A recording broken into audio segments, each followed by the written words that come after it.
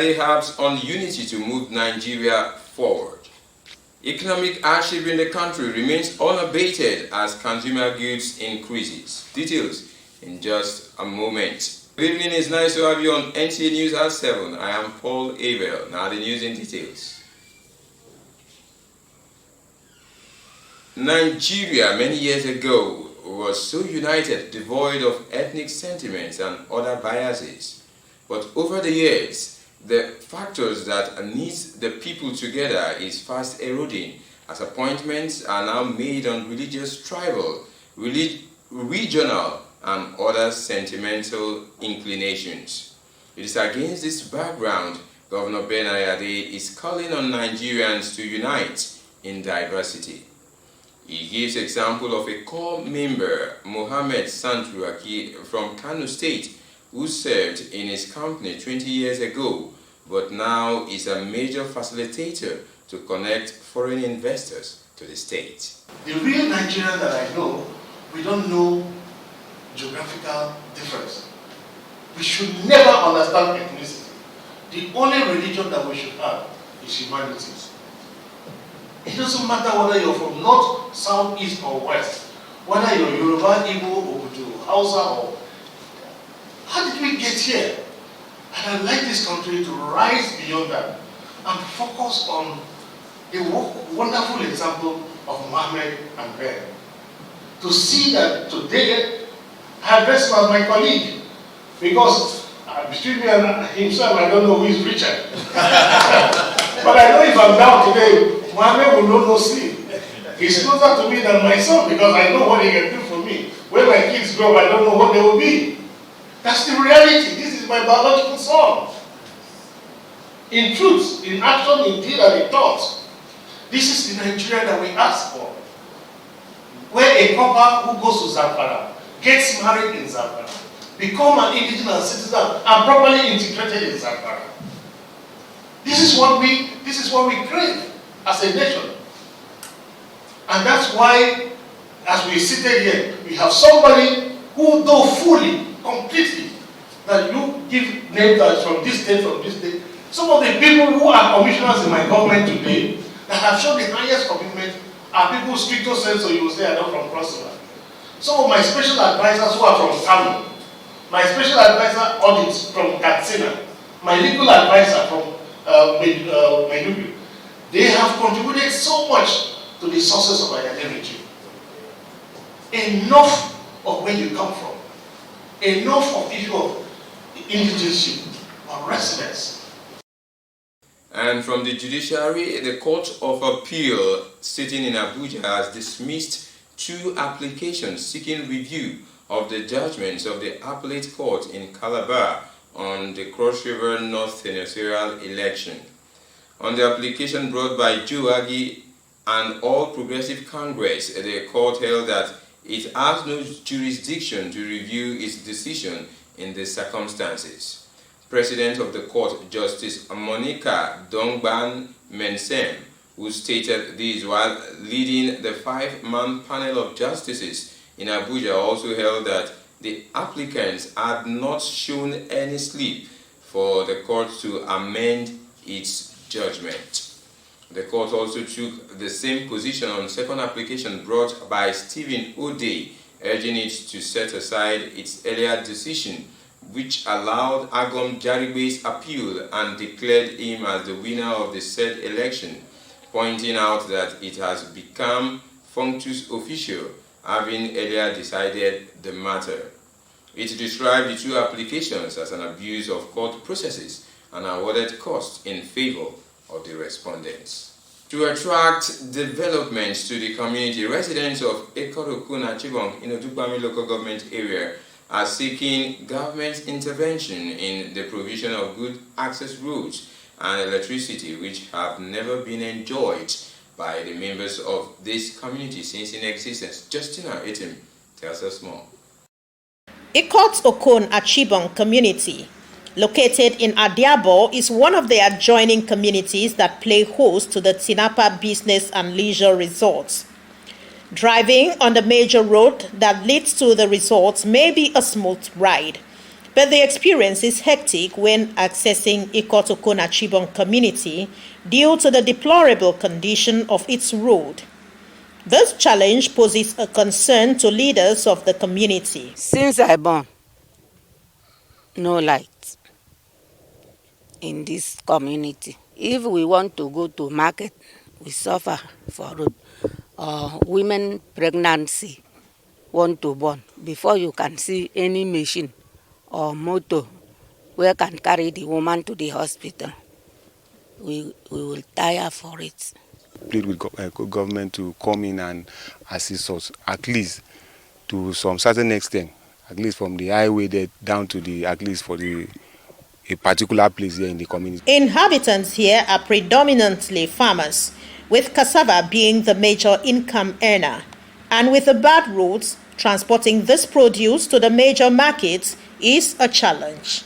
Because what we do here is mainly farming. There is no other work that we can do here to make life better. And that's why we are really crying onto the government. Not only does the community lack access road, but it is surprising that a community that is just few kilometers away from the city center has never witnessed electricity supply. The people here admit that promises by successive governments to draw electricity to the area have failed, despite efforts made by the community to enjoy such amenity. During 2012-2018, we pleaded with them. They put on concerning the electricity. They promised us, they put on in the budget of that year. Then till that year ends and Governor Imoke finishes tenure, nothing has been done. We have seen several communities, even those ones in our neighborhood who are very foreign. But look at the kilometer from this community to the metropolis. We seems to be forgotten completely. So we don't know why that is taking place. So that is one of the challenges we are having, bad roads. Residents are calling on the state government to intervene in the matter in order to ameliorate their pains. In Calabar, Justina Etam, NTA News. Prices of consumer goods, foodstuff, housing and many other items have continued to increase as this poses lots of concern to Nigerians who bemoan the rate of inflation in the country. Correspondent Bernie Achibong reports that business owners and consumers attribute the current trend to the COVID-19 pandemic and cost push factors. Food inflation is expected to continue with the rising trend due to the impact of the prevailing disruption of supply by the COVID-19 pandemic. Also, the sellers and buyers say the increase in transportation, among others, have made the price of foodstuff increase above the purchasing power of the ordinary Nigerian, whose income remains the same. You should look out into that road. Some vehicles, if you tell them to come after buying your things, they can't come because of road. If the ones that they will come, they will charge you. They will charge you so much that you can't pay. After paying, you come and add your own price so that you can make small profit. Yes, like I said, there is increase in price, 1,000 naira increase, and that can affect a normal man. At least even the grassroots, they will suffer it. 1,000 naira is big money. Some buyers comment on the impact of the development. Actually, what I discovered that all around, there have been increase in things. We buy something today, come the next day or 2 days after, you find out that there is an increase and in the price of commodities. Even I just say, let me come with my wife because she has been complaining that the money I give to her is not even enough. So I say, let me come with her and see what is happening in the market. So it's not easy. I used to come to market, anytime I come to market, price of things will always be high. Then when I get home, I will let my husband know, we as if that I'm lying or I'm keeping the money for my hair. So I said, okay, today that we must come to the market, two of us. That's why we bought things. It was like shouting, money that we can carry and buy two things, we use it for one thing. So that is it though. Thank God that he's here today. Sellers and business owners complain of high taxes and appeal to the government to consider the plight of the common man in its policy direction. Every day things get increasing. Even me that is selling here, it's very hard to please customer no matter how you try. complain here and there. Things are too cost every day. Example, you bought groundnut oil, 20 liters of groundnut oil, 14,500, but coming today, they've added extra 1,500 to make it 16,000. So it's too much. We cannot bear it anymore. The federal government should do something about it. People are dying slowly for hunger. We too suffer.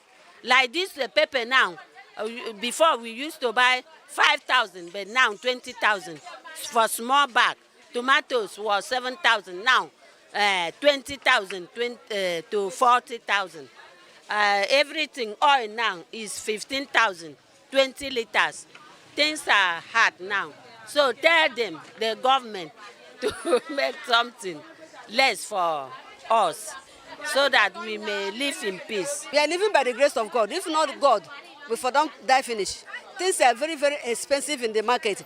And it makes us, we the sellers, become a liar. Because when you buy today, it's just as if tomorrow don't increase more than what we expected. Shop rent now is 80,000 naira to 80,000 to 100,000 for shop rent. And the things, a bag of rice now is getting to 30,000 naira, which everybody is aware of. With the prices of goods and services skyrocketing, especially staples, due to the cost push factors, when will this temporal suffering, as stated by government, be over? In Calabar, Nta Calabar, NTA News.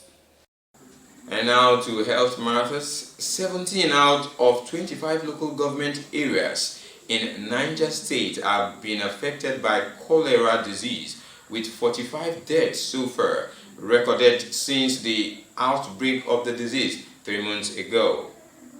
Fatima Usman in this report examines efforts of the state government to further mitigate the spread of the disease through the use of a multi-sectoral collaborative initiative, water and basic sanitation measures to end the pandemic. In spite of the acknowledgement of definitive causative agents, mechanisms of its spread, risk factors, and seasonal tendency, cholera outbreak has been an endemic in Nigeria.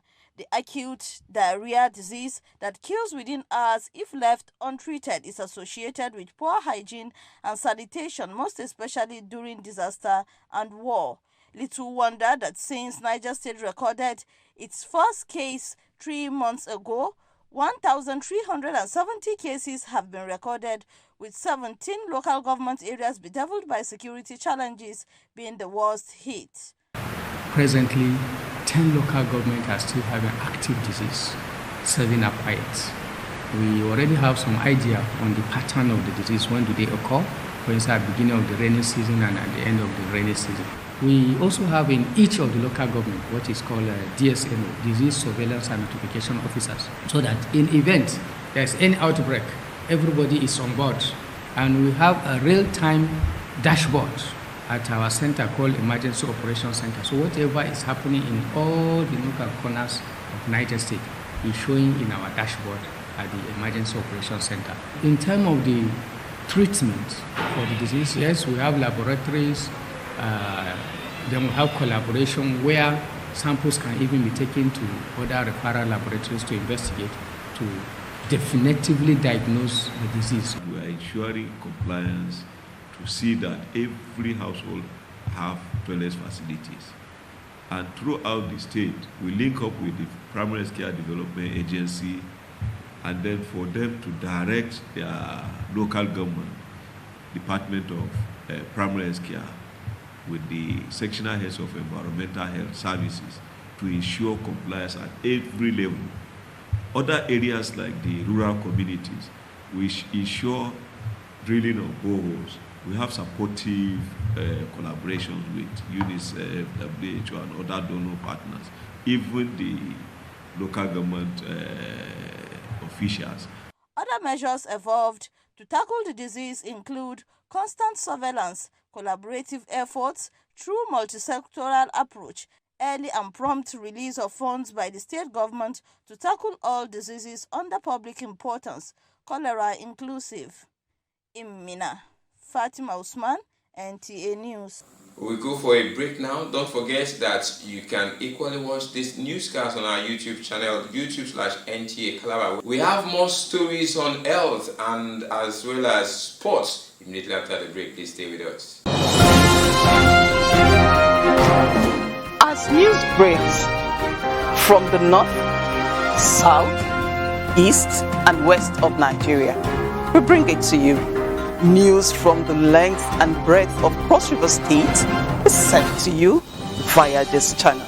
With movers and shakers in various spheres of influence talking to us, we carve a niche and showcase our experience in broadcasting. Because it's Nta Calabar before others. You can't get this anywhere else. It's only here on Nta Calabar News, showing at these times 3 p.m. Monday, Wednesday, Friday, and 7 p.m. every day. Nta Calabar News. Our experience counts.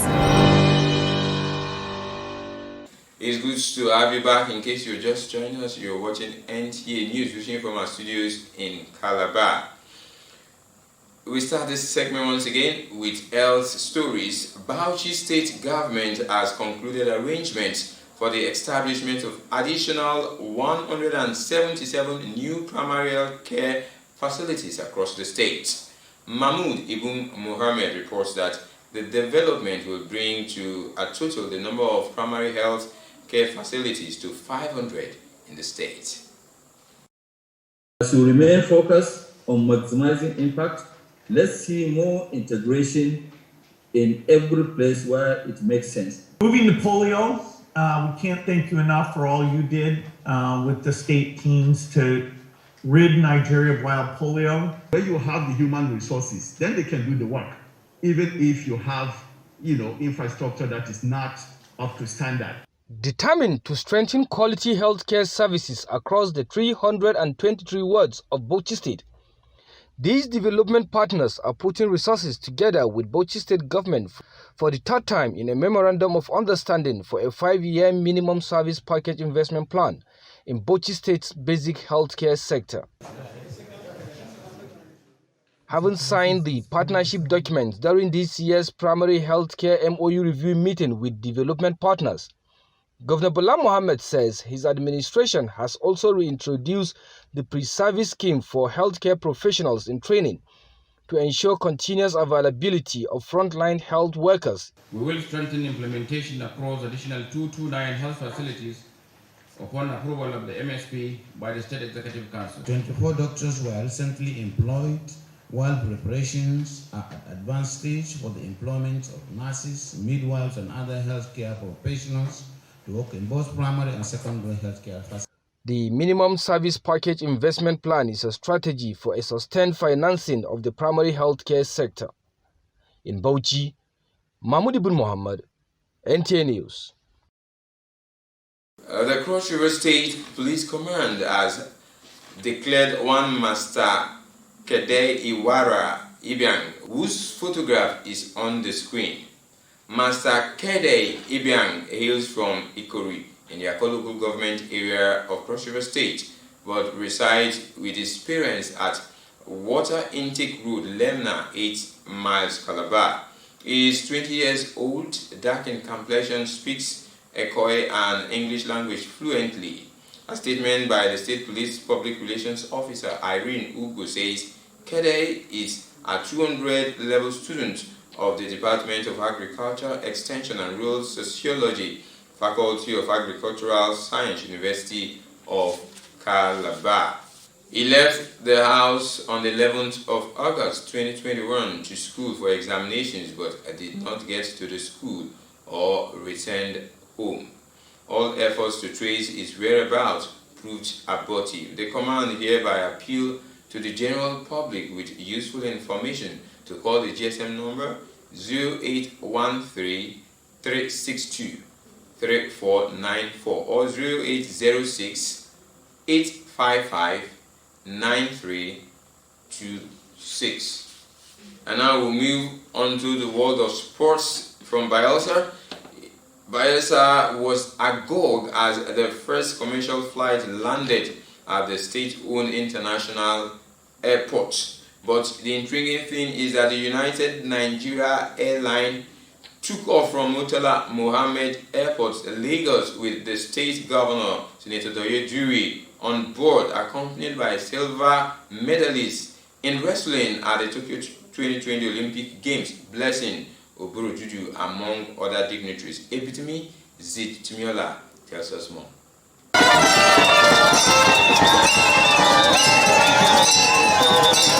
Bayelsa-born Olympic medalist Blessing Oborodudu was among dignitaries who accompanied the Bayelsa State Governor, Senator Doyediri, on the inaugural commercial flight to the state-owned international airport. The jubilant crowd were on hand to welcome and appreciate their own who has made Bayelsa State, Nigeria and Africa proud. Governor Doyediri eulogized Blessing Oborodudu for the feat. One who has made this country proud, who also flew in this maiden commercial flight from Lagos to Yenaba. I'm talking about Blessing Oborodudu.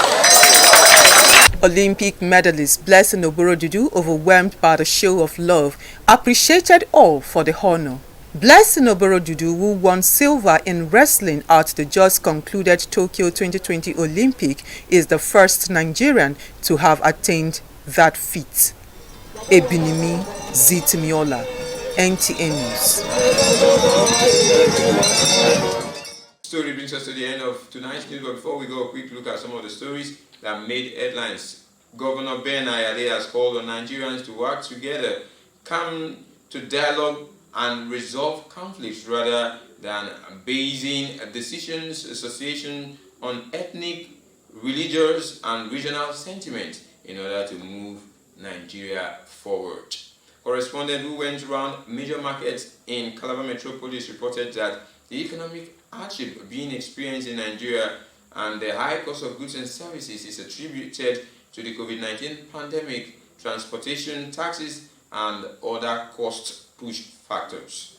We also heard in the news that in the CAF Champions League and Confederation Cup draws conducted, NPFL champions Aqua United faces CR Bluesdead of Algeria, while ITU Cup winners Bayelsa United will face Ashanti Golden Boys of Guinea in the CAF Confederation Cup. Both the first and second leg of these matches will take place in the month of September. That does it for the news. On behalf of the entire crew, I am Paul Abel. Have a wonderful night. Have a wonderful resting time.